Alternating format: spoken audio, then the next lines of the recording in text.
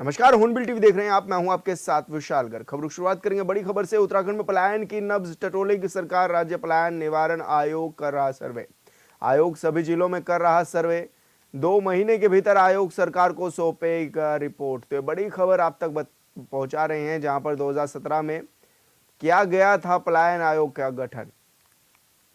तो बड़ी खबर आप तक पहुंचा रहे हैं, जहां पर अब राज्य सरकार की ओर से निर्देश भी दिए गए थे और आयोग सभी जिलों में अब सर्वे भी कर रहा है। आयोग सभी जिलों की ये रिपोर्ट 2 महीने में सरकार को भी सौंपेगा। तो बड़ी खबर आप तक पहुंचा रहे हैं, जहां पर 2017 में ही पलायन आयोग का गठन किया गया था और 2017 में गठन होने के बाद से ही ये आयोग कार्य कर रहा है। अब उत्तराखंड में पलायन की नब्ज टटोलने की तैयारियां की जा रही हैं कि आखिर क्यों बड़ी संख्या में पलायन हो रहा है, इसके पीछे की वजह क्या है, और इन सभी विस्तृत रिपोर्ट को राज्य सरकार तक पहुंचाया जाएगा।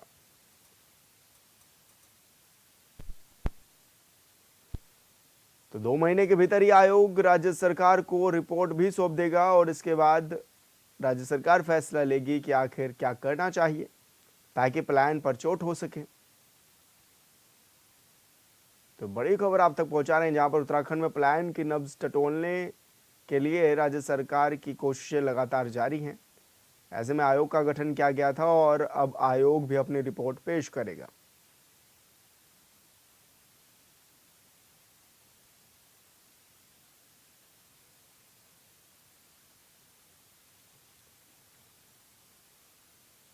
और संवाददाता अमित रतूड़ी हमारे साथ फोन लाइन पर जुड़ गए हैं। अमित, क्या कुछ जानकारी मिल रही है, किस तरह से पलायन को रोकने पर राज्य सरकार तत्परता से कार्य करती हुई नजर आ रही है?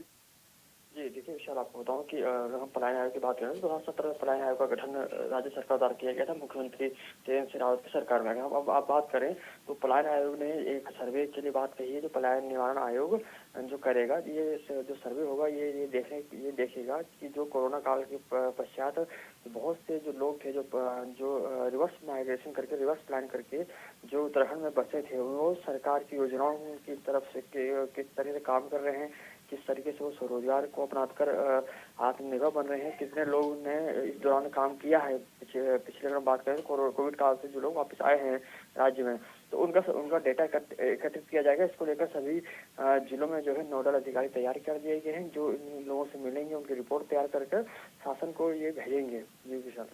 तो ऐसे में क्या माना जाए कि अब कितना फायदा इससे होता हुआ नजर आएगा, क्योंकि 2017 में जब ये आयोग का गठन किया गया था तो मंशा थी कि किस तरह से जल्दी रिपोर्ट आए, लेकिन 2017 के बाद अब ये रिपोर्ट पेश होगी, जिसके बाद अब ये भी कयास लगाए जा रहे हैं कि राज्य सरकार कोई बड़ा फैसला भी ले सकती है। अमित, देखिए अगर हम बात करें तो निश्चित तौर पर 2017 से गठन किया गया, जिसके बाद से पलायन आयोग ने अपनी एक रिपोर्ट प्रस्तुत की, जिसमें उन्होंने समस्त 13 जनपदों में पलायन को लेकर एक आंकड़ा पेश किया था। कहा गया था कि जिसमें सबसे ज्यादा अगर हम बात करें तो पौड़ी जनपद में सबसे ज्यादा जो पलायन हुआ है पौड़ी जनपद में हुआ। इसके बाद अगर हम बात करें तो अल्मोड़ा के साथ साथ जो है चमोली, ये कई अन्य जनपद इसमें शामिल रहे हैं। अब पलायन आयोग एक और सर्वे जो हम बात कर रहे हैं कि कराने जा रहा है, जिसके तहत ये देखा जाएगा कि कोविड काल के बाद बहुत से लोग जो है रिवर्स प्लान जिन्होंने अपने ही राज्य में वापस आए हैं, जिन्होंने अपने राज्य में उसके बाद पश्चात जो सरकार की विभिन्न योजनाओं के तहत जो योजनाएं संचालित की जाती हैं, उसका उन्होंने लाभ, किन किन लोगों ने लाभ लिया है, कौन कौन लोग उसके जरिए काम कर रहे हैं और किस तरह से काम कर रहे हैं, उन्हें क्या किन चुनौतियों का सामना करना पड़ रहा है, या फिर उन्होंने अपने जो उन्होंने स्वरोजगार अपनाया है उसके दौरान वो क्या क्या चुनौतियों का सामना करना पड़ा है।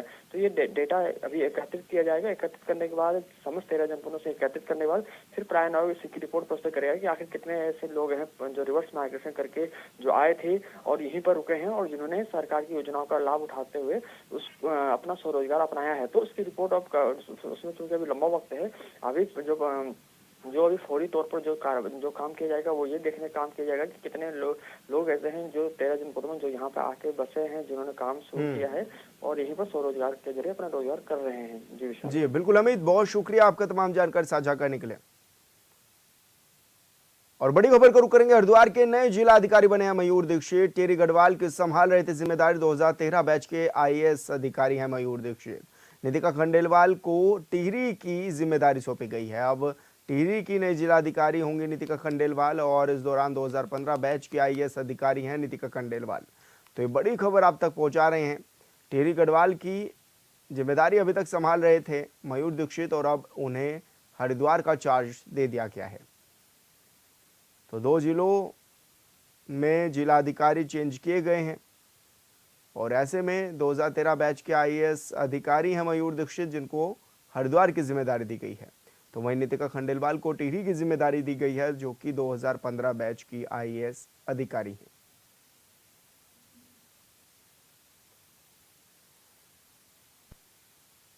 तो बड़ी खबर आप तक पहुंचा रहे हैं, जहां पर हरिद्वार और टिहरी के जिलों के जिलाधिकारी भी चेंज किए गए हैं और ऐसे में नितिका खंडेलवाल को टिहरी की जिम्मेदारी दी गई है और इसी के साथ ही मयूर दीक्षित को हरिद्वार का चार्ज भी दिया गया है।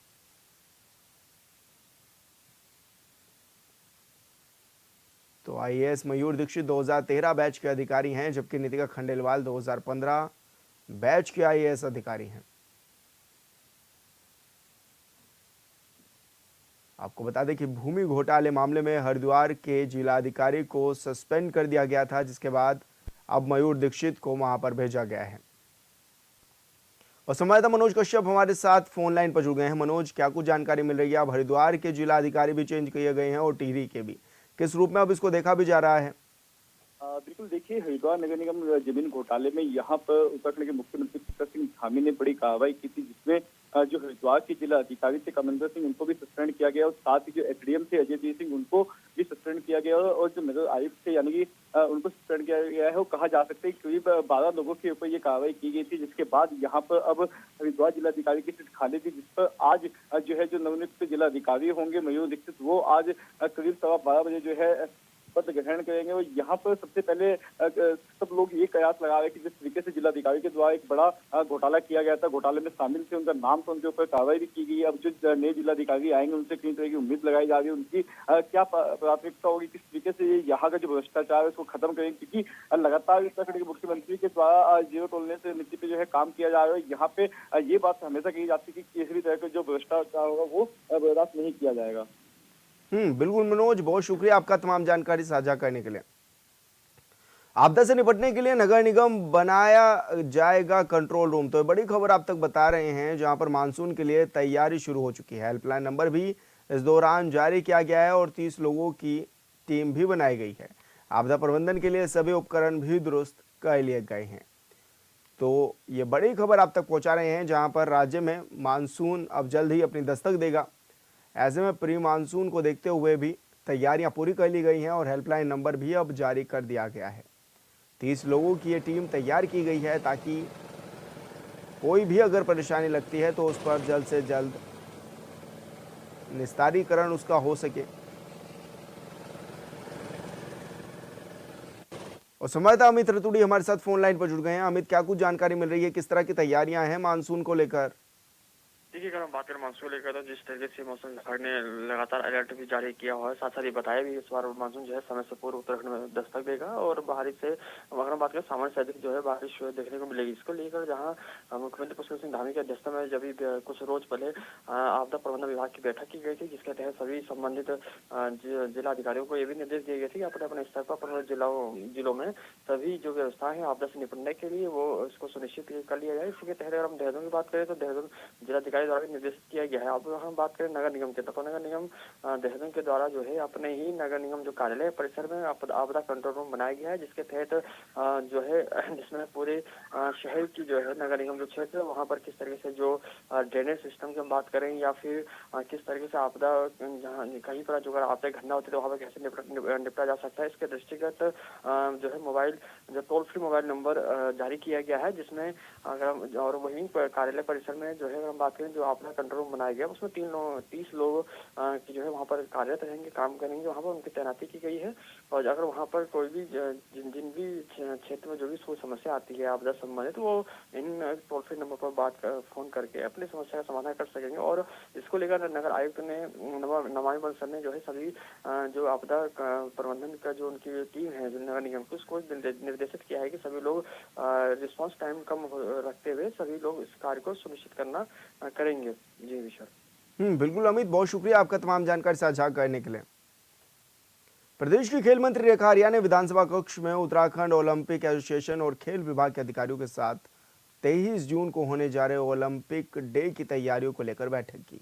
इसको लेकर जानकारी देते हुए खेल मंत्री ने बताया कि उत्तराखंड ओलंपिक एसोसिएशन और हमारे खेल विभाग के साथ संयुक्त बैठक हुई है, जिसका मुख्य उद्देश्य 23 जून को ओलंपिक डे के सेलिब्रेशन को लेकर कार्य योजना बनाना था। प्रतियोगिताओं से लेकर किस प्रकार से पूरे प्रदेश के 13 जनपदों में कार्यक्रम किए जाएंगे, उनकी रूपरेखा भी तैयार की जाएगी।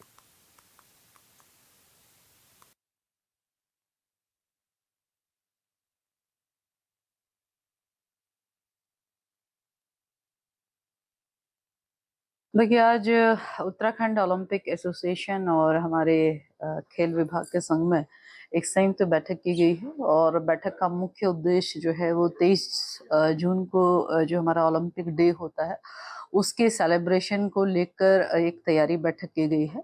अभी बहुत सारे बिंदु चर्चा का हिस्सा बने हैं, जिसमें प्रतियोगिताओं से लेकर किस प्रकार से पूरे प्रदेश भर में 13 जनपदों में कार्यक्रम किए जाएंगे, उसकी रूपरेखा की अभी चर्चा की गई है। अभी फाइनलाइज नहीं किया गया है किस किस प्रकार की प्रतियोगिता कौन कौन से जनपदों में रहेंगी, कौन कौन सा गेम कौन कौन से जनपद में प्रचलित है, किस प्रकार से ओपन एंट्रीज रहेंगी, किस प्रकार से बच्चों का रजिस्ट्रेशन रहेगा, किस प्रकार से हमारे चाहे वो राष्ट्रीय अंतर्राष्ट्रीय स्तर के खिलाड़ियों को फाइनल डे यानी कि 23 तारीख को समापन के समय में किस प्रकार से किन किन को आमंत्रण रहेगा, इन सब बिंदुओं पर आज चर्चा की गई है।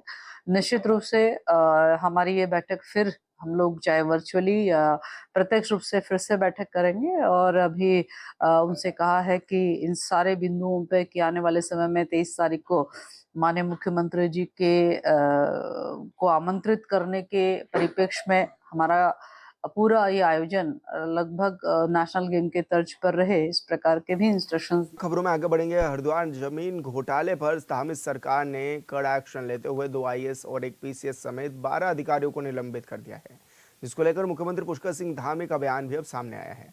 उन्होंने कहा है कि भ्रष्टाचार को लेकर हमारा स्पष्ट मत है, हमारी नीति जीरो टॉलरेंस की नीति है, किसी भी कीमत पर देवभूमि में भ्रष्टाचार को स्वीकार नहीं किया जाएगा। सीएम ने कहा है कि सुनिश्चित किया जाएगा कि नगर निगम का जो पैसा है वो वापस आए, साथ ही नगर निगम के कामों का ऑडिट भी किया जाए, जिससे अगर कोई अनियमितता हुई है तो वो पकड़ में आएगी और उस पर कार्रवाई भी होगी। भ्रष्टाचार को लेकर हमारा बिल्कुल स्पष्ट मत है, हमारी नीति बिल्कुल जीरो टॉलरेंस की है। किसी भी कीमत पर देवभूमि में भ्रष्टाचार स्वीकार नहीं किया जाएगा। हमारी सरकार भ्रष्टाचार को जड़ से समाप्त करने के लिए लगातार काम कर रही है और हमने भ्रष्टाचार को समाप्त करने के लिए 100 से भी ज़्यादा नकल के मामले में फैले भ्रष्टाचार को पूरी तरह से समाप्त करके जड़ से समाप्त किया और 100 से ज़्यादा नकल माफियाओं को जेल की सलाखों के पीछे भेजा। इसके अलावा भ्रष्टाचार के अन्य मामलों में भी 200 से अधिक लोगों को अभी तक 1064 जो हमारा टोल फ्री नंबर है, उस टोल फ्री नंबर पर शिकायत मिलने पर गिरफ्तार किया गया विजिलेंस के द्वारा। हरिद्वार नगर निगम में भूमि खरीद घोटाले का प्रकरण जैसे ही मेरे संज्ञान में आया, तत्काल हमने शासन से एक वरिष्ठ अधिकारी के नेतृत्व में जांच बैठाई, जांच दी उनको और जांच की रिपोर्ट आते ही भूमि विक्रेताओं के बैंक के खातों को सीज किया गया है। कई अन्य कर्मचारी जो इसमें संलिप्त पाए गए हैं प्रारंभिक रिपोर्ट में, उन सभी को सस्पेंड किया गया है। बीते दिनों शासन द्वारा निरीक्षक पद पर पदोन्नत पुलिस कर्मियों की सूची जारी की गई, जिसमें चमोली जिले से 4 उप निरीक्षकों को निरीक्षक पद पर पदोन्नत किया गया। चमोली जिले के विकासखंड पोखरी के थाना पोखरी में उप निरीक्षक मनोज सिरोला की निरीक्षक पद पर पदोन्नति होने पर स्थानीय जनता, व्यापारियों और थाना पोखरी के समस्त कर्मचारियों द्वारा शुभकामनाएं दी गई।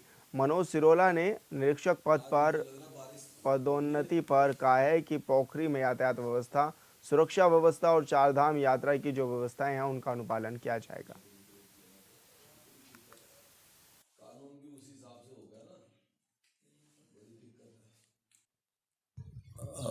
पोखरी में जो भी जन समस्या हैं या और भी ट्रैफिक संबंधी हैं और चार धाम यात्रा के तहत जो भी दिशा निर्देश हमें मिले हैं उनका अनुपालन कर रहे हैं और आगे भी मैं अग्रिम आदेश तक मैं यहीं बना रहूँगा। खबर रुड़की से है, जहां कोतवाली गंगनहर क्षेत्र में पुलिस की सतर्कता और बहादुरी से संभावित गैंगवार की साजिश टल गई है।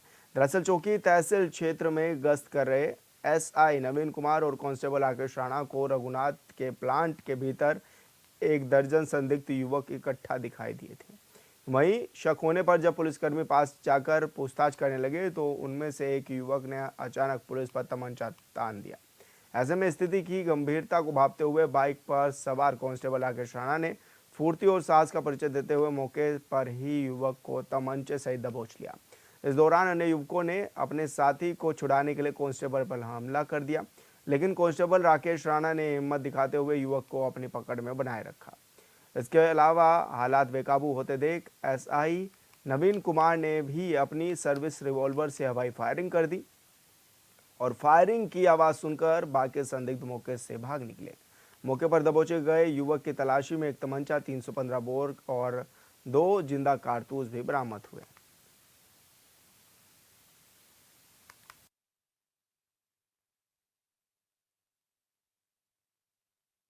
गंगनहर कोतवाली थाना क्षेत्र के तहसील चौकी में एक हमारे एसआई नवीन कुमार और इसके साथ राकेश राणा ये जब गश्त पे थे, कांस्टेबल राकेश राणा द्वारा कुछ लोग संदिग्ध एक गली में दिखाई दिए थे।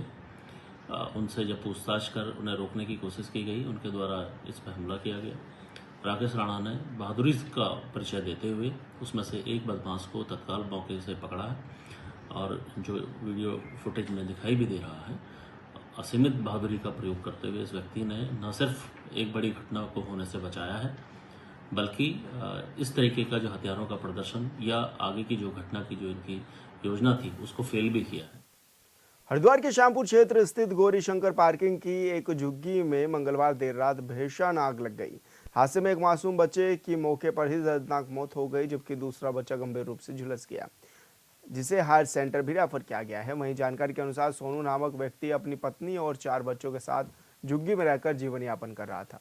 घटना के वक्त सोनू और उसकी पत्नी अपनी 2 बेटियों के साथ झुग्गी के बाहर सो रहे थे, जबकि दोनों बेटे झुग्गी के अंदर सो रहे थे। बताया जा रहा है कि सोने से पहले बच्चों ने झुग्गी में मोमबत्ती जलाई थी, जिससे आग लगने की आशंका जताई जा रही है।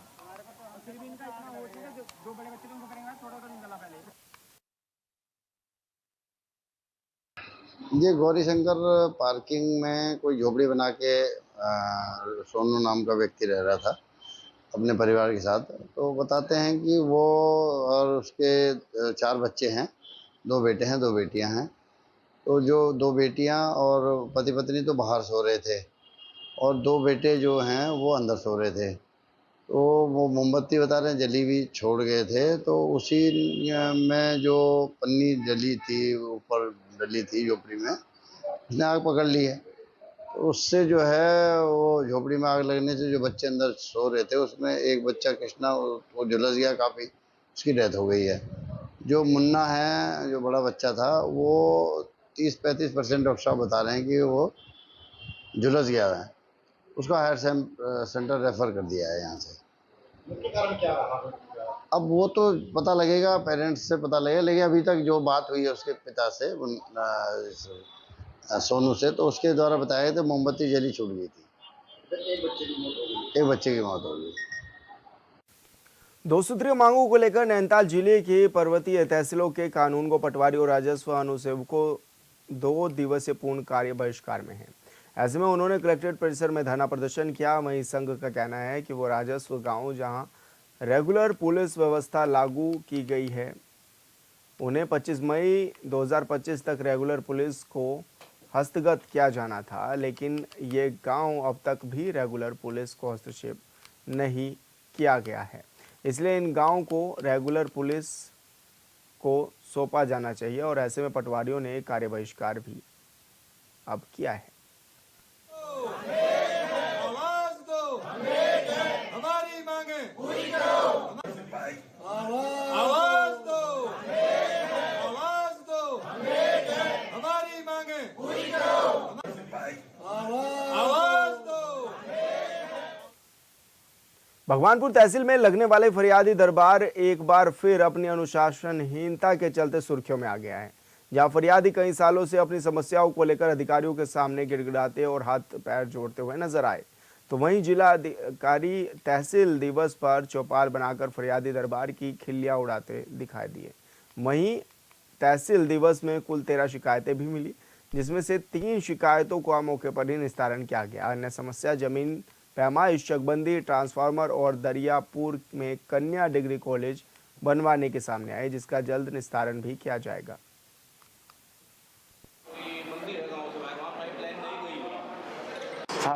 तहसील दिवस में 13 समस्याएं आई हैं, जिनमें तीन प्रार्थना पत्रों का मौके पर निस्तारण किया गया, जिसमें अधिकतर पैमाइश के संबंध में है, कुछ चक्रोड़ की है,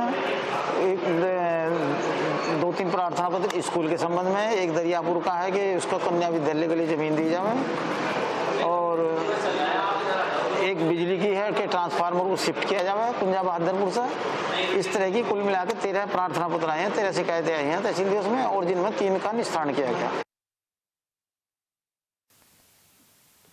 पौड़ी जिले के चौबट्टाखाल विधानसभा के अंतर्गत एकेश्वर ब्लॉक के कई ग्रामीण क्षेत्रों में गुलदार का आतंक कम होने का नाम नहीं ले रहा है। मानव वन्यजीव संघर्ष घटनाओं की संभावनाएं बढ़ती हुई नजर आ रही हैं, जिसके चलते एकेश्वर ब्लॉक के सिरोली गांव में एक दुखद घटना सामने भी आई है, जिसमें गुलदार द्वारा एक 55 वर्षीय व्यक्ति को मौत के घाट उतार दिया गया। मिली जानकारी के अनुसार बीती देर शाम को जंगल के रास्ते व्यक्ति अपने घर जा रहा था, इतने में घात लगाए गुलदार ने उस पर हमला कर दिया और व्यक्ति को पूरी तरह से घायल कर मौत के घाट उतार दिया।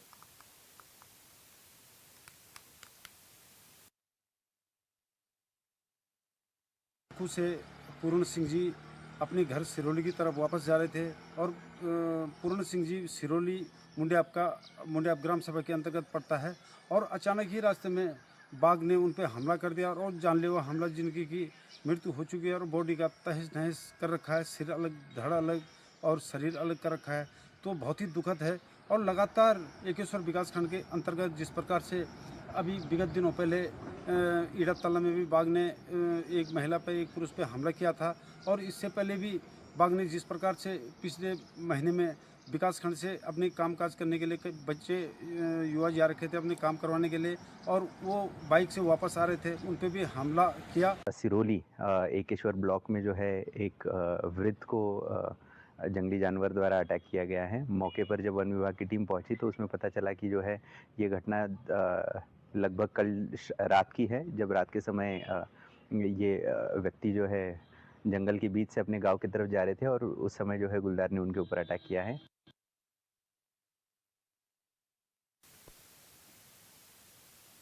और फिलहाल इस बुलेटिन में इतना ही। आप देखते रहिए हॉर्नबिल टीवी। नमस्कार।